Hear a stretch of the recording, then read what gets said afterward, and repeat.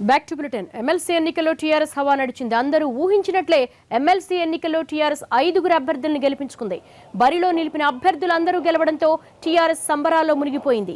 TRS తరపున తుమ్మల, కడియం, యాదవరెడ్డి, నేతి, వెంకటేశ్వర్లు గెలుపొందారు. కాంగ్రెస్ అభ్యర్థి ఆకుల లలిత విజయం సాధించగా టీడీపీ, బీజేపీ కూటమి అభ్యర్థి వేం నరేందర్ రెడ్డి ఓటమి పాలయ్యారు. TDP MLA R Krishnaiah NOTA vote వేయడం కలకలం రేపుతోంది. రెండో ప్రాధాన్యత ఓటును నోటాకు వేసింది బీజేపీ. ఎమ్మెల్సీ ఎన్నికల్లో 5 చెల్లని ఓట్లు నమోదయ్యాయి. ఓట్లు చెల్లని విషయంలో టీడీపీ నేతల్లోనే గందరగోళం నెలకొంది.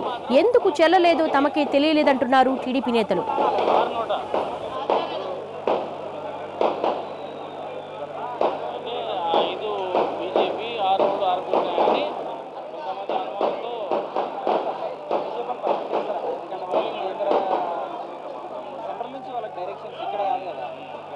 పైగా వీళ్ళకు ఉత్తపుణ్యానికి చంద్రబాబు అక్కడ ఎమ్మెల్సీ సోమవీరు అన్ని ఈక్వేషన్స్లో వాళ్ళు వేస్తారు.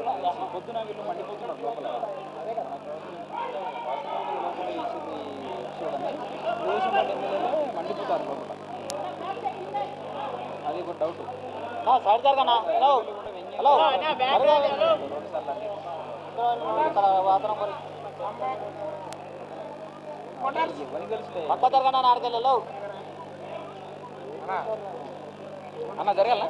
జరగాలన్నా? ఎవరు జరగట్లేనా? ఎవడు ఎవరిని చెప్తే ఇంటాడు.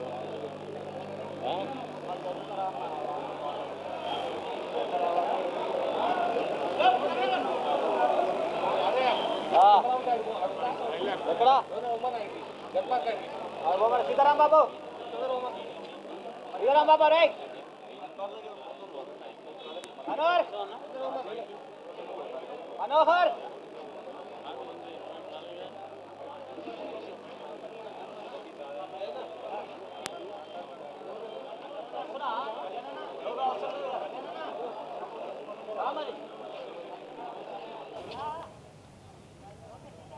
టీవీ స్క్రీన్ మీద చూస్తున్న ఎమ్మెల్సీ ఎన్నికల్లో టీఆర్ఎస్ హవా నడిచింది. అందరూ ఊహించినట్లే ఎమ్మెల్సీ ఎన్నికల్లో టీఆర్ఎస్ 5 అభ్యర్థులను గెలిపించుకుంది.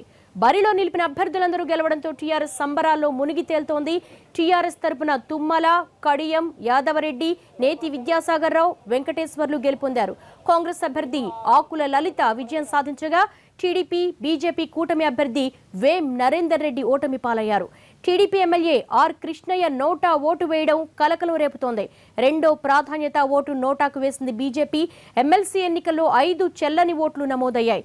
ఓట్లు చెల్లని విషయంలో టీడీపీ నేతల్లోనే గందరగోళం నెలకొంది. ఎందుకు చెల్లలేదో తమకే తెలియలేదంటున్నారు టీడీపీ నేతలు.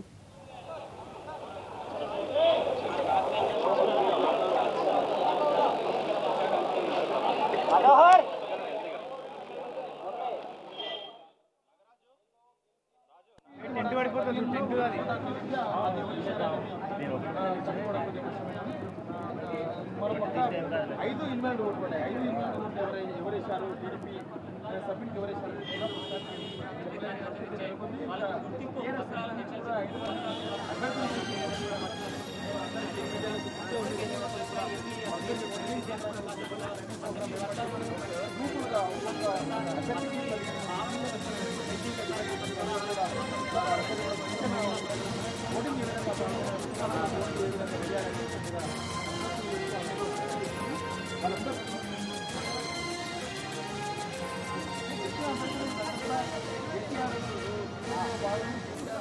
అందరూ కూడా ఎమ్మెల్యేలందరినీ కూడా ఇక్కడ కూడా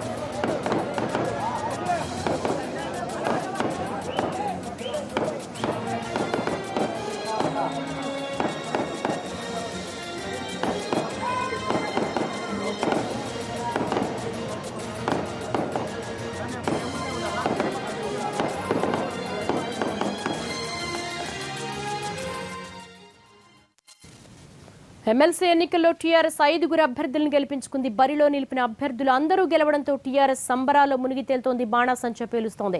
టీఆర్ఎస్ తరపున తుమ్మల, కడియం, యాదవరెడ్డి, నేతి వెంకటేశ్వర్లు గెలుపొందారు. కాంగ్రెస్ అభ్యర్థి ఆకుల లలిత విజయం సాధించగా టీడీపీ, బీజేపీ కూటమి అభ్యర్థి వేం నరేందర్ రెడ్డి ఓటమి పాలయ్యారు. TDP MLA R Krishnaiah NOTA vote వేయడం కలకలం రేపుతోంది. రెండో ప్రాధాన్యత ఓటును నోటాకు వేసింది బీజేపీ.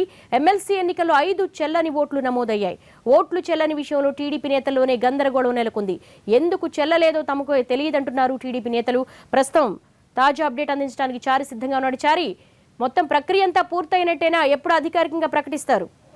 ఇప్పుడే కాంగ్రెస్ పార్టీకి సంబంధించినటువంటి నేతలు కూడా బయటికి వచ్చినటువంటి పరిస్థితి కనపడుతుంది. ఎమ్మెల్యే ప్రాధాన్యత ఓట్ల క్రమంలో ఓట్ల చెల్లుబాటు ఇలాంటి అంశాలని మనం చూస్తే ఇప్పుడే మనకు అఫీషియల్గా అందినటువంటి సమాచారం ప్రకారం టీఆర్ఎస్కు ఉన్నటువంటి 15 మంది ఓట్ల నేపథ్యంలో టీడీపీకి సంబంధించినటువంటి ఎమ్మెల్యేలు పూర్తిగా ఉన్నటువంటి 10 మంది ఎమ్మెల్యేలలో 9 మంది పూర్తిగా ఓటు హక్కును వినియోగించుకున్నటువంటి పరిస్థితి. ఆర్ కృష్ణయ్య మాత్రం నోటాకు ఓటేశారు. ఏదైతే బీజేపీకి సంబంధించినటువంటి 5 ఎమ్మెల్యేలు ఉన్నారో ఆ 5 ఎమ్మెల్యేలు మొదటి ప్రాధాన్యత ఓటు టీడీపీకి వేశారు.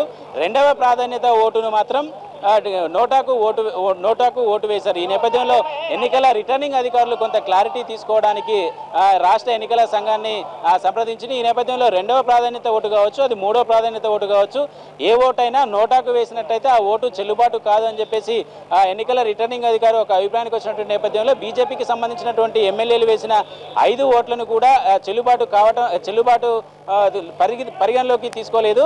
దీనికి సంబంధించినటువంటి బీజేపీ ఎమ్మెల్యేలతో కొంతమందితో మాట్లాడినప్పుడు టీడీపీకి సంబంధించినటువంటి నేతలే మొదటి ప్రాధాన్యత ఓటును మాత్రం టీడీపీకి అభ్యర్థికి వేయండి, రెండో ప్రాధాన్యత ఓటు నోటాకు వేయాలని సూచించారు. అందుకే మేము ఇలా ఓటింగ్ వేసామనే అభిప్రాయాన్ని కూడా కొంతమంది ఎమ్మెల్యేలు చెప్పినటువంటి పరిస్థితి కనపడుతుంది. ప్రస్తుతం మనం సిఎల్పి ముందు ఉన్నాం. సిఎల్పి ముందు ఉన్నటువంటి ప్రాంగణంలో కాంగ్రెస్ పార్టీకి సంబంధించినటువంటి సీనియర్ నేతలు పిసిసి చీఫ్ ఉత్తమ్ కుమార్ రెడ్డితో పాటు మాజీ మంత్రి గీతారెడ్డి, హనుమంతరావు, అభ్యర్థి ఎవరైతే ఎమ్మెల్సీ ఎన్నికల బరిలో నిలిచినటువంటి ఆకుల లలిత ఉన్నారో ఆమె విజయానందాన్ని తోటి నాయకులు ఎమ్మెల్యేలతో పంచుకున్నటువంటి పరిస్థితి. స్వీట్లు కూడా పంచుకొని తమ ఆనందాన్ని వ్యక్తం చేస్తున్నారు. అయితే కాంగ్రెస్ పార్టీకి ఉన్నటువంటి సంఖ్యాబలం మేరకు 18 మంది ఎమ్మెల్యేలు ఉన్నారు. 18 మంది ఎమ్మెల్యేలు కూడా పూర్తి స్థాయిలో కాంగ్రెస్ పార్టీ నిలబెట్టినటువంటి అభ్యర్థికే ఓటును వేశారు. ఈ నేపథ్యంలో కాంగ్రెస్ పార్టీకి సరిపడా బలం వచ్చినటువంటి నేపథ్యంలో కాంగ్రెస్ పార్టీ అభ్యర్థి విజయం సాధించారు. ప్రస్తుతం మనం షబ్బీర్ అలీతో పాటు గీతారెడ్డి, మిగతా సీనియర్ నాయకులు జీవన్ రెడ్డి లాంటి నేతలు ఉన్నారు. ఆకుల లలితను అభినందిస్తున్నారు. ఇక్కడి నుంచి ఏదైతే ఎల్పీ కార్యాలయంతో కాంగ్రెస్ ఎల్పీ కార్యాలయంలోకి వెళ్ళి కేక్ కట్ చేయడానికి కూడా ఏర్పాట్లు ఇప్పటికే కాంగ్రెస్ నేతలు చేశారు. అయితే ప్రస్తుతానికి ఎమ్మెల్సీ ఎన్నికల కౌంటింగ్ ఇప్పటికే పూర్తయినటువంటి నేపథ్యంలో అధికారికంగా కూడా ఈ 6 అభ్యర్థులను కూడా అధికారికంగా విజయం సాధించారని చెప్పేసి ఎన్నికల రిటర్నింగ్ అధికారి ప్రకటించారు. ఈ నేపథ్యంలో ఆ పార్టీలకు సంబంధించినటువంటి ఎమ్మెల్యేలు, పార్టీ కార్యకర్తలంతా సంబరాల్లో మునిగెత్తారు. ఇప్పటికే గన్ పార్కుకు టీఆర్ఎస్ కు సంబంధించినటువంటి మంత్రులు, ఎమ్మెల్యేలు, కొత్తగా గెలిచినటువంటి ఎమ్మెల్సీలంతా గన్ పార్కుకు వెళ్లారు. అక్కడ గన్ పార్క్ లో నివాళులు అర్పించిన తర్వాత తిరిగి టీఆర్ఎస్ ఎల్పీ కార్యాలయానికి వస్తారు. టీఆర్ఎస్ ఎల్పీలో కూడా తన సంబరాలని చేసుకోవడానికి ఇప్పటికే పార్టీ కార్యకర్తలు, శ్రేణులు కొన్ని ఏర్పాట్లు కూడా చేసుకున్నటువంటి పరిస్థితి కనపడుతుంది. గన్ పార్క్ వద్ద కార్యకర్తలతో పాటు ఇప్పటికే కొంతమంది జేఏసీ నాయకులు కూడా అక్కడకు చేరుకున్నటువంటి పరిస్థితి కనపడుతుంది. మొత్తం టీఆర్ఎస్ పార్టీ ఏదైతే అంచనాలు వేసుకుందో ఆ అంచనాలకు అనుగుణంగానే 5 అభ్యర్థులని విజయం చేకూర్చేందుకు కృషి చేసుకున్నటువంటి పరిస్థితి కనపడుతుంది. కాంగ్రెస్ పార్టీ కూడా తను ఉన్నటువంటి బలాన్ని నిలబెట్టుకోగలిగింది. ఒక ఎమ్మెల్సీ అభ్యర్థిని గెలుచుకోవడానికి కావాల్సినటువంటి బలాన్ని తన పార్టీకి సంబంధించినటువంటి ఎమ్మెల్యేలతో ఓటాకు వినియోగించుకోవడం, శాసన మండలికి తొలి మహిళా ఎమ్మెల్సీని కూడా కాంగ్రెస్ పంపించినట్టు అవుతుంది. ఇప్పటివరకు తెలంగాణ శాసన మండలిలో మహిళలకు ఇప్పటివరకు ప్రాధాన్యత లేదు. కానీ కాంగ్రెస్ పార్టీకి సంబంధించినటువంటి అభ్యర్థి ఆకుల లలిత మొదటిసారి తెలంగాణ అసెంబ్లీకి మహిళల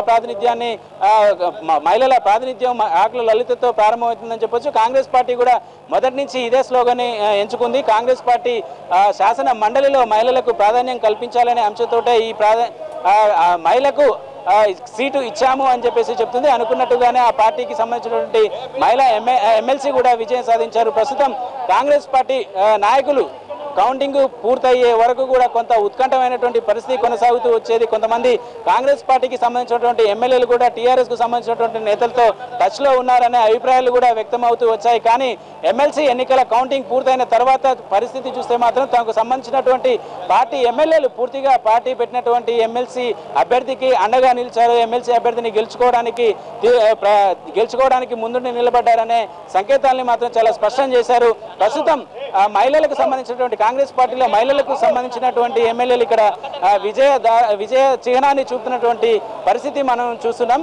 ఇక టీఆర్ఎస్ పార్టీ అనుకున్నట్టుగానే 5 ఎమ్మెల్సీలను గెలుచుకున్నటువంటి నేపథ్యంలో గన్ పార్క్ వద్ద కొంత సంబరాలు చేస్తుంది. ఆ తర్వాత మంత్రులు ఎమ్మెల్యేలు ఎమ్మెల్సీలుగా గెలిచినటువంటి వారంతా ఇక్కడికి టీఆర్ఎస్ ఎల్పీ కార్యాలయానికి చేరుకునే అవకాశాలు కనపడుతున్నాయి.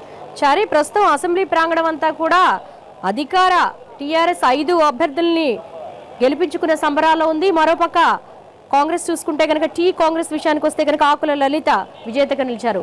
అంటే ముందే ఊహించారా టీడీపీ వాళ్ళు తమ ఓటమిని ఎవరు ఆ ప్రాంగణంలో కనిపించకపోవడానికి?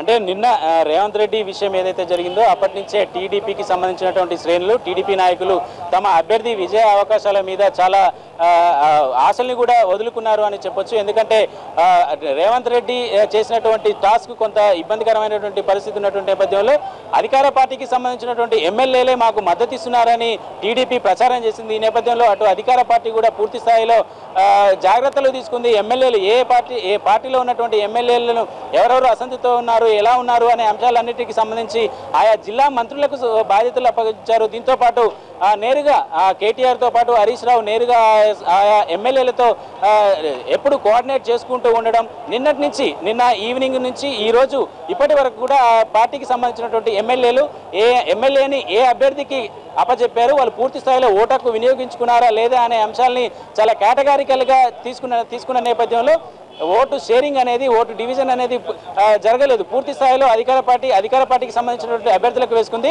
అయితే టీడీపీ ఆశించినట్టు టీడీపీ ఆశల మీద నీళ్లు చల్లడంతో పాటు ఏదైతే బీజేపీ మద్దతు ఇస్తున్నటువంటి బీజేపీ ఎమ్మెల్యేలు కూడా మొదటి ప్రాధాన్యత ఓటు టీడీపీకి వేశామని చెప్తున్నప్పటికీ రెండో ప్రాధాన్యత ఓటు నోటాకు వేయడం వల్ల అది కూడా పూర్తి స్థాయిలో చెల్లుబాటు కాని పరిస్థితి నెలకొంది.